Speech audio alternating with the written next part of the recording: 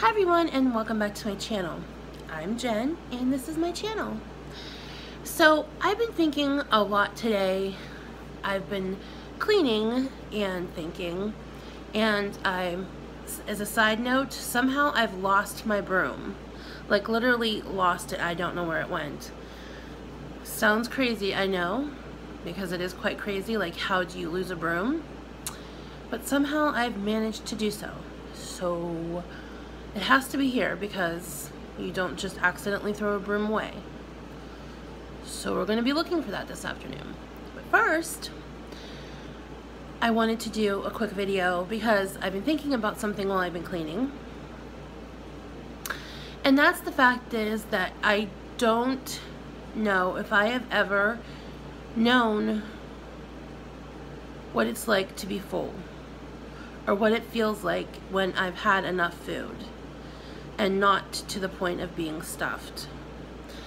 I've seen a lot of people, I follow a lot of weight loss channels and people on their weight loss journeys because that's what inspires me.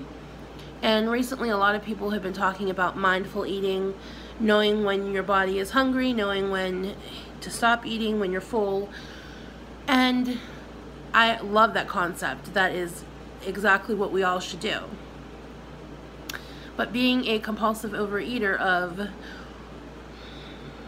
probably over 30 years, seeing as how I'm 42, I don't remember ever feeling full, like feeling satisfied enough to just stop eating. From when I was little, I would just eat what was on my plate.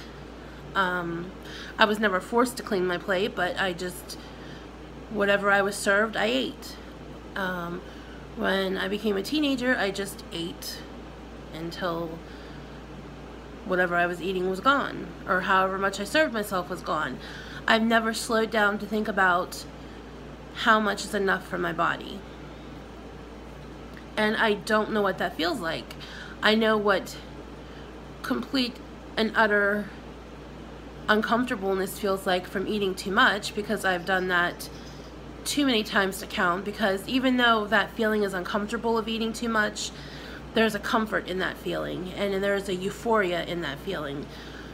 And it's kind of a double-edged sword because, like I said, there's a comfort in it, but there's also an uncomfortableness to it, and you think, oh, I'm never going to eat this much again.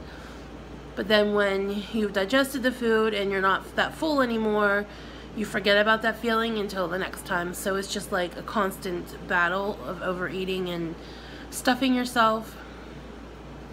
So I don't think I have ever taken the time to just sit down, take a bite, put my fork down, and then think about whether I'm satisfied or if I'm still hungry or not. I just, even now, when I pre-portion my food out, my meal preps, I just eat what I've prepped in the container because that's the calories that I've allotted myself, and I just eat it because it's portioned out instead of taking the time to see if I'm actually still hungry to keep eating. And on the flip side, I don't know what actual hunger feels like. I've had hunger pangs before. Not too often, obviously, but there are even times that I eat and then a few minutes later I'll feel hungry again, but it's not an actual hunger, it's in my head. I know, because it's not possible to just eat a meal and then feel hungry the next 5 minutes. And when I was younger, I remember my mom would always say, drink water because you're not really hungry, you're thirsty. So I've done that before. And sometimes that will work and I don't feel hungry anymore. But for me, I don't actually feel hungry when I eat. I just eat because in the past I've eaten just because, or I eat because it's breakfast, or because it's lunch, or because it's dinner time. I just eat because. I've never really listened to my body to know when I'm hungry. So what I'm going to be doing for the next week is keeping track of how I feel when I'm ready to eat, and waiting until, not until I'm starving and famished, but waiting until I'm actually feeling hungry.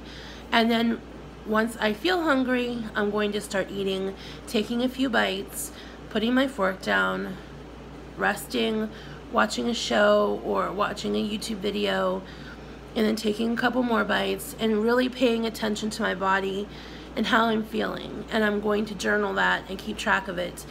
And at the end of the week, next week, probably next Wednesday, I'll do it for when I do my weigh-in. I'll come back and I'll let you all know what I've found out and how, what I found out. Sometimes I just get lost for words. I'm kind of ditzy. What I found out and what I've learned from my little experiment with myself. If anybody else wants to try it with me, I would be more than happy to watch your videos and see what you guys have learned or what your experiences with being hungry and being full are. I know Tasha made a video not too long ago about how she's been listening to her body more about when she's hungry and when she's not hungry. So if anybody else out there wants to make a video to add to it, let me know.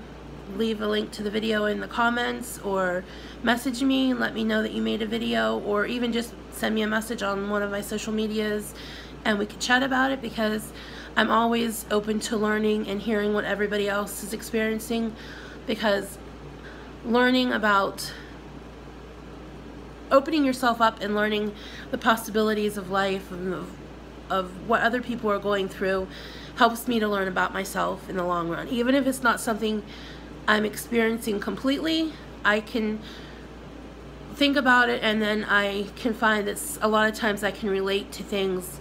Like I said, even if I can't relate completely, I can see similar traits in myself, and it helps me to learn more about myself as well. So maybe that's something we can all do together. I would love to see what everybody else thinks. Okay, I've rambled enough.